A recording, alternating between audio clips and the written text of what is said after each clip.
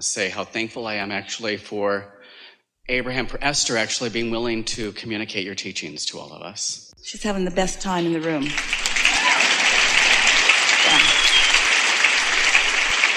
Yeah. There's no sacrifice going on here. Yeah. She's following her joy.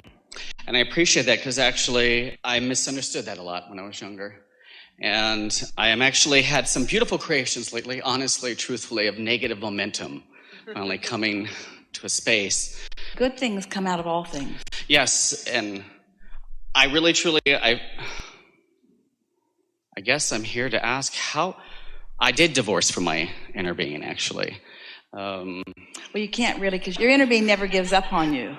If you could really get your inner being to walk away, you could be happy in your misery. Because your inner being will never walk away from you. Then you have no choice if you want to be happy other than to make up with your inner being. So, at a young age, I understand I was stayed awake. I actually have been connected since a young age, magical experiences. Did a lot of things within the metaphysical world. I'm the type of person that, honestly, psychic readings to the neighborhood kids at the age of 9. When I was 9, people would come to see me. Adults would come and seek my knowledge, my wisdom. It actually developed around the age 18 where I became unhappy with that. I thought I was losing something in life. We want to just jump in here briefly. That's the thing about service. You see, if you understand about the receiving mode, and since the receiving mode and the replenishing mode are the same mode, then when you're in the receiving mode, you can flow and flow and flow and flow and flow, and you never get depleted, you never feel weary, because you're tuned into the source and the source is flowing through you. But if you are in service, then you can't be in that attitude of service and be in the receiving mode. And so then you get depleted of whatever you've gathered up, and then it doesn't feel so good. Well, that's what I misunderstood. I was always looking for others to feed back to me, developing resentment, forgetting, never actually understanding that I needed to tap back in. Yeah. I need to be aligned because I took that relationship for granted. Yeah. You're getting it from source and you're flowing it outward, and you're getting it from source and you're flowing it outward. That's what we mean when we say so many people are looking for love in all the wrong places. They're trying to get it from a condition or from another human. Mm-hmm. And it's logical why you would think you could get it there, because when someone's tuned in, tapped in, turned on, and they're holding you as their object of attention, feels pretty good to you. Yes. Yes, it does. Yes, it does. I've actually had a good experience these last 30 years, basically, since I decided I'd stop fighting. When I started, I would fight. I've spent a good 30 years battling, aligning to source, giving to others. I'm the type of person that I am a leader. I have a lot of people around me, hundreds of people that tap into me and know me as the type of person that they can feel joy from and immediately recentered. In the last few years, I'm like, I'm going to get what I want in life. And so I started practicing in this last year. Well, what does it really care if I feel good? What does it really matter? We want to jump in again. So when you are selfish, we teach selfishness because you can only see through the eyes of self. Self is the only perspective that you have. But when you really join yourself, then you're constantly being replenished. You don't have anything to give to anyone unless you are selfish enough to make that connection first. So we can feel that you know this. We can feel that as this conversation has gone on today, that you've felt resonance with all of it. So now, where are you right now? Never mind what has been. What's right now active within you? What do you want from us right now? I'm looking to really, and maybe this is the wrong way of going about it, but to understand my role with the inner being. I really feel that you are an extension of your inner being, and your intention, your role. You said, I'll come into this physical environment and I will sift and sort through life experience, and I will come to my own conclusions about what I selfishly prefer.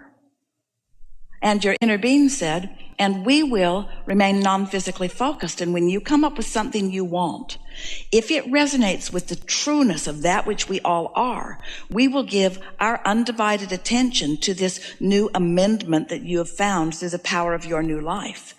And you will find new things all along because you're out here on the leading edge. The combination of that which you are and the others around you has never been before into all of the universe. And so you will find new things. And when you do, we will ride the rocket of those new things and we will hold the vibrational frequency of them until the whole of your physical being is able to catch up with this new idea. Because when life shows you something that you prefer, it's often from a vibration of not having it. And so you usually don't have immediate vibrational alignment with the new idea. You're usually over here still somewhere defending it or justifying it or explaining why you need it or why you should have it. But your inner being already knows all of that and doesn't need excuses or justification from you. So your inner being just holds the vibrational frequency of that and shines it so strong that if you know about feeling good and if you are selfish enough to want to feel good, you will lead yourself into pure and perfect alignment with the new that you have carved out, not just for you, but for all of us. And when you find something that's new, we revel in it. We are exuding joy. We are extremely happy when you find something that is new. And we are radiating that joy, but you got to listen for it. You got to listen for that joy. You got to feel for that joy. And when you find it, that's what it is. It's that you, selfish you, doing exactly what you said you would do. You carved out something new for all of us. And when we all came forward with you in it, the heavens open and we all revel. I appreciate that, actually. I appreciate that truth being reflected to us. I really don't feel that we hear that a lot on our planet.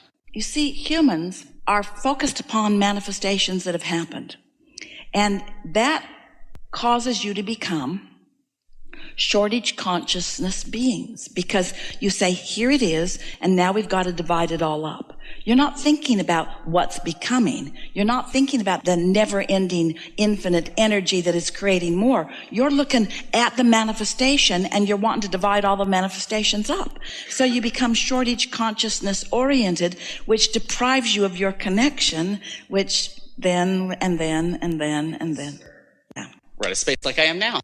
Yeah. Because I actually have had a beautiful 2.5 months of resting. I will whisper, like, what happened to you, Kevin? I have had everything I wanted to has come to me in the last 2.5 months to some degree. I've been fighting with my work, just going, I just want a way to rest. I want a way to rest. Give me a break. Give me a break from this. Well, you had to give yourself an excuse to stop offering so much action. And we don't want you to need and find an excuse. We want you to tap into the leverage that yields more to you. But in a shortage consciousness attitude, and almost everyone's in it to some extent from time to time, you tend to need to justify the well-being that comes to you through hard work and struggle. And that's the peace that you're reaching for from us today. That's that peace, because that's what the world is wanting to know, and that's what you've come to teach. In struggle, there is no alignment, and in no alignment, there is no power, and in no power, there is struggle. And in struggle, there's no alignment, and in no alignment, there is no power, and in no power, there is struggle. And so that's the cycle that most humans have themselves in. And when you break out of it and you thrive without struggle, at first they condemn you because they want what you want and they want what you've got, but they don't want you to have it without the same struggle that they're offering. And it is so confounding because they're working so hard and not getting it, and you're not working very hard and getting it. That's what our friend was saying. He's counseling people and they're happy and rich and he's just happy. Yeah. But that means that it really is just about tapping more into the joy, following the joy, not spending so much time planning. You know what it is? Planning this, planning that. It's about caring about the joy. It's about putting the joy first.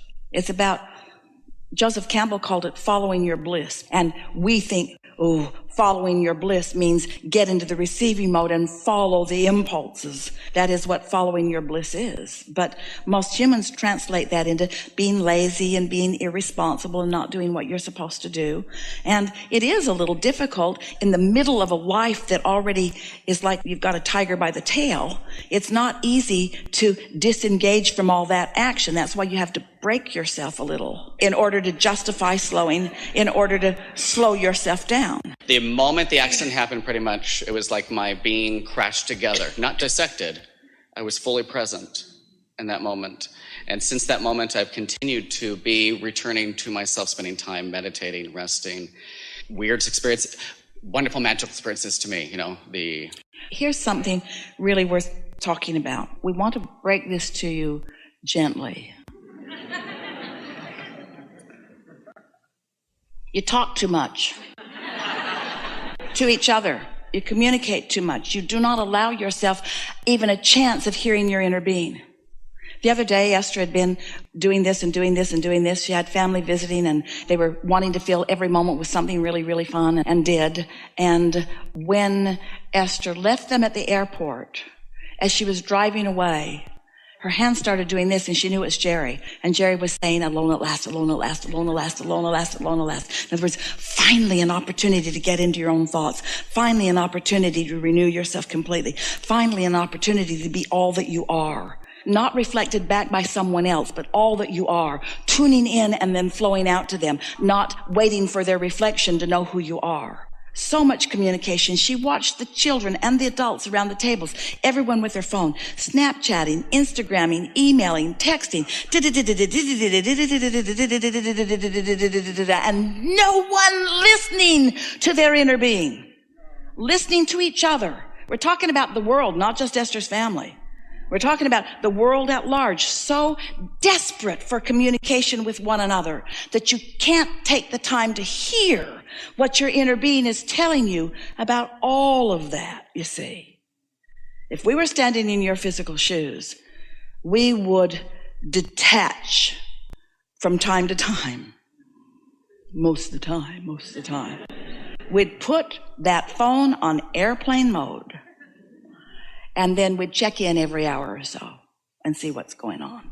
And we would train others to not be looking to you for their resources. We would put them in a position that they might tap into their own. And we would insist for ourselves that we're going to tap into those resources and that we're going to enjoy the world, you see. There are so many people who are so frantically wanting to engage with each other. And that's wonderful if the inspiration is coming. But when you're engaging to fill the void, rather than filling the void with alignment and then engaging, it's out of whack. Can you feel it? Can't you feel it? Can't you feel it? Doesn't your phone just ding one too many times about every minute? You see what we're getting at? Yes, I do. I truly understand it. Things that didn't used to bothered me as I started disconnecting more. And now that I'm more aligned, I don't even understand what bothered me. Yeah, it takes the edge off of everything. Yeah. Mm-hmm. Yeah. It's good. I truly appreciate this. Thank you.